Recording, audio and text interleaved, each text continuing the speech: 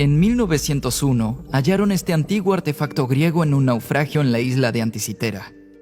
Los rayos X 3D revelaron que contiene 37 engranajes de bronce interconectados que le permitían modelar los movimientos del Sol y la Luna y predecir eclipses con décadas de antelación.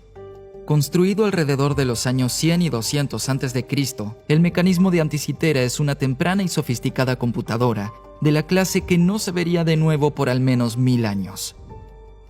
Claro que esta computadora no funciona como las computadoras digitales modernas, funciona por analogía. Los engranajes fueron hechos de forma tal que el movimiento de ciertos diales son análogos al movimiento del Sol y de la Luna. Es una computadora analógica. Esta es una computadora analógica simple para la suma de dos números. Si giras un poco la rueda negra y luego giras otro poco la rueda blanca, la rueda gris muestra la suma de las dos rotaciones. En contraste, esta es una computadora digital mecánica en la que puedes sumar dos números de un bit. Entonces, 0 más 0 es igual a 0, 0 más 1 es igual a 1 y 1 más 1 es igual a 2. Estos dispositivos ilustran las diferencias entre las computadoras analógicas y digitales. Las analógicas tienen un rango continuo de entrada y salida de información, mientras que las digitales solo funcionan con valores discretos. Con las analógicas, las cantidades de interés están representadas por algo físico, como cuánto gira una rueda, mientras que las digitales trabajan con símbolos, como ceros y unos. Si la respuesta es 2, no hay nada en la computadora que sea el doble de 1. En las analógicas sí lo hay. Por miles de años, la gente usó dispositivos analógicos como el mecanismo Anticitera o las reglas de cálculo, al mismo tiempo que dispositivos digitales como los ábacos. Y hasta los años 60, las computadoras más poderosas del mundo eran analógicas. Las computadoras analógicas tomaron relevancia con la llegada de los transistores de estado sólido. Ahora casi todo es digital. La mayoría de las personas nunca han oído de las computadoras analógicas, pero hoy eso puede estar cambiando. La ley de Moore, la idea de que puedes duplicar el número de transistores en un chip cada 2 años, está llegando a su límite, porque los transistores son casi del mismo tamaño que un átomo. A la vez, los avances en el aprendizaje automático están tensionando las capacidades de las computadoras digitales. La solución a estos desafíos podría ser una nueva generación de computadoras analógicas. Uno de los mayores problemas que ha encontrado la humanidad por miles de años es el de predecir las mareas. Napoleón y sus hombres casi mueren al cruzar el Mar Rojo gracias a un mal cálculo de la marea creciente. Y los marineros debían saber rutinariamente de las mareas para entrar sus naves al puerto sin encallarse. La mayoría de las zonas costeras del mundo experimentan 2 mareas altas y 2 bajas por día, pero sus tiempos exactos y magnitudes varían. Esto es en parte causado por factores locales como la profundidad del lecho y la forma de la costa. A fines del siglo XVIII, para describir el fluir de las mareas oceánicas, Pierre-Simon Laplace derivó una serie de ecuaciones diferenciales complicadas. No tenían solución analítica, así que en aquel momento eran básicamente inútiles. Pero en el proceso de derivar sus ecuaciones, Laplace halló algo importante. Las mareas son impulsadas por unas pocas y específicas frecuencias astronómicas, que incluyen a la Luna, el Sol y la excentricidad de la órbita lunar. Cada uno de estos factores aporta una onda sinusoidal de amplitud y fase particular al total de la curva de mareas. Si alguien pudiese descubrir cómo combinar correctamente estos componentes de la frecuencia, las mareas podrían finalmente predecirse. Llevó casi un siglo. Pero en la década de 1860, William Thomson, luego Lord Kelvin, tomó el desafío. Luego de haber viajado mucho para instalar el primer cable transatlántico de telégrafo, desarrolló una fascinación por el mar. Así, concentró todo su esfuerzo científico en la medición y predicción de las mareas. Los mareógrafos de aquel tiempo usaban una boya para documentar la altura del mar en un rollo de papel. Kelvin se planteó determinar cómo las ondas sinusoidales, con las frecuencias que identificó Laplace, podían sumarse para llegar a la curva de marea observada. La clave fue aplicar el trabajo del matemático francés Joseph Fourier, que había mostrado cómo descomponer cualquier función en una suma de ondas sinusoidales. La mayoría de los científicos ingleses eran escépticos a su trabajo, pero a Thomson lo cautivaba. Su primer artículo, que publicó a los 17 años, fue una defensa de Fourier. Mientras que la aplicación del análisis de Fourier a las curvas de las mareas era directa, los cálculos requeridos eran enormes. Primero, divide la curva de mareas en pequeños intervalos. Para cada intervalo, multiplica el nivel de marea por una onda sinusoidal con la frecuencia de interés. Suma el área de todos estos rectángulos y divide entre el tiempo total. Esto resulta en un solo coeficiente, la amplitud de la onda sinusoidal con esta frecuencia. Luego debes repetir este proceso para una función de coseno con la misma frecuencia. Kelvin halló que para hacer predicciones precisas necesitaba 10 componentes de frecuencia diferentes. Eso es mucha multiplicación y mucha suma para caracterizar las mareas en solo una locación. Para cada locación adicional tendría que hacer este análisis desde cero nuevamente. Y esto es solo la mitad del problema. Una vez que tienes las amplitudes y fases de las funciones sinusoidales, debes sumarlas para predecir futuras mareas. Lord Kelvin pasó años analizando y prediciendo mareas a mano. Luego tuvo un momento de inspiración. ¿Podría diseñarse una máquina que lo calculase automáticamente? En palabras de Kelvin, ¿sustituir cerebro por metal? Las computadoras analógicas que resultaron se usaron por casi un siglo. Cumplieron un rol crítico en el resultado de la Segunda Guerra Mundial. Kelvin comenzó con el problema de la predicción, sumar las ondas sinusoidales sabiendo sus fases y amplitudes. Sabía que podía crear movimiento sinusoidal con un dispositivo llamado yugo escocés, el cual extrae una dimensión del movimiento circular uniforme. Pero para lograr predecir las mareas precisaba una forma de combinar 10 ondas sinusoidales. Necesitaba una mecánica analógica que las sume. En 1872, trabado en este problema, Kelvin tomó un tren y se encontró con su patrocinador principal en esta investigación, la Asociación Británica. En el tren se encontró con un amigo, el inventor Beauchamp Tower, a quien le contó su dilema. Tower sugirió que use el plan de Wheatstone, una cadena que pasara por un número de poleas. Este era precisamente el mecanismo de suma que Kelvin estaba buscando. Al unir una polea a cada yugo escocés y hacer correr una cuerda con cierto peso por ellos, podría sumar mecánicamente todas las contribuciones de una vez. Hizo un boceto del plan para esta máquina de predicción antes de terminar su viaje. Se lo presentó a la Asociación Británica y se aseguró financiamiento para construirlo antes de regresar a casa. Sabiendo todas las contribuciones relativas de los diferentes componentes de frecuencia, Kelvin ahora tenía una máquina para automatizar la tediosa tarea de predecir mareas a futuro. Esto era un gran avance.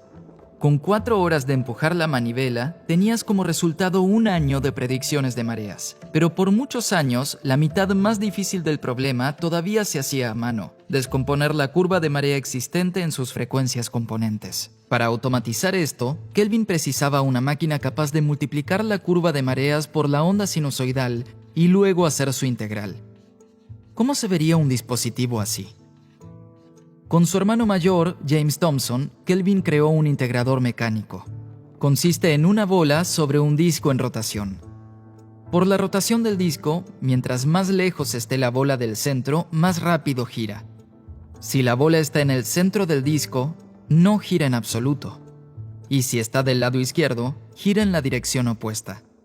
El movimiento de la bola es convertido en información mediante un cilindro que mueve un bolígrafo hacia arriba o abajo en un papel cuadriculado. Funciona así. Buscas la función que deseas integrar con un estilete que controla la posición de la bola en el disco y así su velocidad de rotación. Esto se transfiere a través del cilindro hasta su extremo y eso dibuja la integral de la función original. Para descomponer una curva de mareas, no queremos solo integrar la función. Primero debemos multiplicarla por una onda sinusoidal de una frecuencia particular. Para hacer esto, el disco rota hacia adelante y atrás en esa frecuencia específica. Ahora la rotación de la bola no depende solo de dónde está en el disco, sino también en cómo el disco rota en cada instante. Se traza la curva de marea con el estilete, que mueve la bola hacia adelante y hacia atrás en el disco oscilante, y el cilindro le suma la integral de la curva de mareas por la onda de seno. Y al dividir entre el tiempo total, obtienes el coeficiente. Varios de estos integradores de bola y disco pueden ser conectados en paralelo, con cada disco oscilando a una frecuencia diferente, para calcular los coeficientes de los componentes de frecuencias múltiples al mismo tiempo. Las computadoras analógicas de Kelvin revolucionaron nuestra habilidad para predecir las mareas. Las curvas de mareas de cualquier lugar del mundo podrían transformarse en una serie de coeficientes sinusoidales usando el analizador de armónicos de la bola y el disco, y las sinusoides resultantes podían sumarse para predecir futuras mareas usando su máquina de polea y yugo escocés. El analizador de armónicos de Kelvin fue la base para una computadora analógica que fue un hito llamada analizador diferencial, y sus máquinas de predicción se usaron hasta la década de 1960. Luego, se modernizaron agregándole 26 componentes de frecuencias, y con eso planearon la invasión de los aliados, el día D. Los alemanes esperaban que una invasión sucediera con las mareas altas para reducir el tiempo de exposición de los soldados aliados en las playas. Por eso instalaron millones de obstáculos que quedarían bajo el agua con marea media, muchos con minas explosivas. Pero los aliados notaron estos obstáculos y cambiaron su táctica. Decidieron comenzar la invasión con la marea baja. Esto permitiría a los equipos de demolición abrir brechas entre los obstáculos y a los cuerpos principales atravesar esas brechas mientras que el agua subía. Esto también le daría tiempo suficiente a los botes para regresar sin quedar varados. Los tiempos de marea baja eran diferentes en las 5 playas por más de 1 hora, así que los momentos de invasión fueron escalonados de acuerdo a las predicciones de las mareas. Este no fue el único uso de las computadoras analógicas en la Segunda Guerra Mundial. Los aviones bombarderos descendían del cielo directamente hacia sus objetivos en ángulos de hasta 80 grados y sus descensos rápidos hacían muy dificultoso dispararles. Así que los Estados Unidos buscaban dispositivos que apunten automáticamente a los aviones. La mayoría de las propuestas calificaban en una de 2 categorías. Unas eran máquinas analógicas como las de Lord Kelvin y otras eran calculadoras veloces. Las máquinas calculadoras mecánicas, como los ábacos, habían existido por milenios, pero eran muy lentas para los aviones bombarderos. Estas nuevas máquinas calculadoras aceleraron las cosas usando pulsos eléctricos. El comité consideró nombrar estos dispositivos por estos pulsos, pero el miembro George Stibitz propuso un nombre más general: digital, porque estas máquinas operaban en sí mismas con números, o dígitos. Y este es el origen del término computadora digital. Pero lo digital debía esperar. De todas las propuestas, triunfó la innovadora máquina analógica de David Parkinson. En los laboratorios Bell en Nueva York, Parkinson había estado trabajando en un dispositivo para trazar datos telefónicos llamado grabador de niveles automático. Usaba un resistor variable llamado potenciómetro para controlar el movimiento de un bolígrafo. Una noche, luego de oír informes de la angustiosa evacuación aliada de Dunkirk, Parkinson soñó que estaba en el frente de batalla. Me vi en una trinchera con una tropa antibombarderos. Un arma disparaba ocasionalmente y lo impresionante era que cada disparo de ese cañón hacía caer un avión. Luego de 3 o 4 disparos, uno de los soldados me sonrió y me invitó a acercarme. Al hacerlo, señaló el extremo expuesto del rodamiento.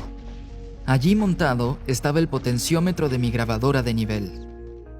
Al despertarse, Parkinson se dio cuenta de que el dispositivo que había creado para controlar un bolígrafo podía escalarse para controlar un arma antibombarderos.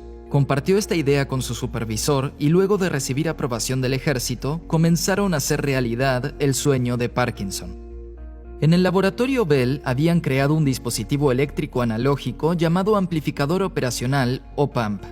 Podía desarrollar operaciones matemáticas con voltajes como suma y multiplicación. Los usaron para crear una computadora analógica que resolviese las ecuaciones balísticas para el antibombarderos.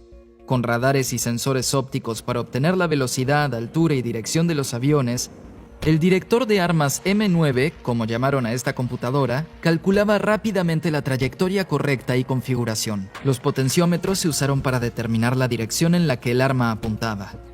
Esta no fue la primera computadora analógica eléctrica, pero sí una importante. En la Primera Guerra Mundial se necesitaban un total de 17,000 municiones para derribar un solo avión. En 1943, luego de la invención de la M9, llevaba un promedio de solo 90. Durante la guerra, los Estados Unidos invirtieron mucho en computadoras analógicas. Si observa su presupuesto militar total, el tercer gasto singular más grande fue el desarrollo y producción de una computadora mecánica analógica increíblemente compleja llamada la Mira Norden. Desafortunadamente, tanta inversión no resultó bien. Diseñada por el excéntrico ingeniero holandés Carl Norden, La mira Norden se construyó para habilitar mayor precisión en los bombardeos. Implementaba 64 algoritmos diferentes en simultáneo, incluyendo uno que compensaba la rotación de la Tierra mientras la bomba caía. La mira Norden fue un secreto muy bien guardado en la guerra. Para evitar que la tecnología cayera en manos enemigas, los bombarderos estadounidenses llevaban un revólver exclusivamente para destruirlas en caso de un accidente. Pero a pesar del entusiasmo y la inversión, la mira Norden no funcionó como esperaban. Con más de 2000 partes, requería una precisión extrema para fabricarse. El problema con las computadoras analógicas es que son dispositivos que modelan el mundo real. Cualquier imprecisión en sus componentes se traduce en imprecisión en los cómputos. Y siempre que hay un error en la conexión entre las partes, si haces el mismo cálculo 2 veces, no tendrás la misma respuesta exacta. En la campaña estadounidense contra Japón, los bombarderos que usaron la mira Norden no pudieron destruir infraestructura bélica importante. Finalmente, los Estados Unidos abandonaron sus intentos de precisión de bombardeo y en su lugar cubrieron ciudades japonesas enteras con napalm. Con el progreso de la guerra, las computadoras digitales ganaron tracción. Las máquinas digitales y electrónicas Colossus en Bletchley Park, Inglaterra, fueron claves para descifrar los códigos alemanes. En Estados Unidos, el ejército invirtió en una máquina digital costosa y muy compleja llamada ENIAC. Fue diseñada para acelerar el cálculo de las tablas de disparo de artillería. En aquel momento se computaban con analizadores diferenciales, las computadoras mecánicas analógicas basadas en el analizador de armónicos de Kelvin. Aunque no se terminaron hasta luego de la guerra, ENIAC demostró el poder de las computadoras digitales. Es considerada por muchos como la primera computadora moderna. Lo que realmente abrió la puerta a esta revolución digital fue el descubrimiento de Claude Shannon en su tesis de 1936. Demostró que cualquier operación numérica puede realizarse usando los bloques básicos de construcción del álgebra booleana. 2 valores, verdadero o falso, también anotados como 1 y 0, y 3 operaciones, y, o y no. Esto hace a las digitales máquinas de computación ideales y versátiles. En contraste, cada computadora analógica es análoga de solo un tipo de problema. Además, como las computadoras digitales operan mediante ceros y unos, son más resistentes al ruido. Hace falta un gran error para confundir un 1 con un 0 o viceversa. Mientras que incluso pequeños errores en las computadoras analógicas pueden crecer y finalmente cambiar el resultado. Hoy en día, todo es digital. Nuestros teléfonos, computadoras, centros de internet, hasta la televisión y la radio son transmitidos digitalmente. Las ventajas son obvias. Como los dispositivos digitales operan con símbolos, usualmente ceros y unos, nos proveen de respuestas exactas. Repites el cálculo y obtienes el mismo resultado. Y son resistentes al ruido. Además, como se requieren solo unos pocos componentes para realizar cualquier cálculo, esos componentes han sido miniaturizados y optimizados, lo que hace a las computadoras digitales las máquinas de computación universal ideales. Pensarías entonces que las computadoras analógicas quedaron atrás, reliquias del pasado distante. Pero las analógicas podrían estar volviendo. Hay proyectos trabajando activamente en computadoras analógicas. ¿Por qué sucede esto? ¿Cuál es el beneficio de lo analógico? Quería poner todo esto en un solo video, pero la historia es demasiado buena para comprimirla en 20 minutos, así que eso vendrá en una segunda parte. No olvides suscribirte para ser notificado cuando salga el video.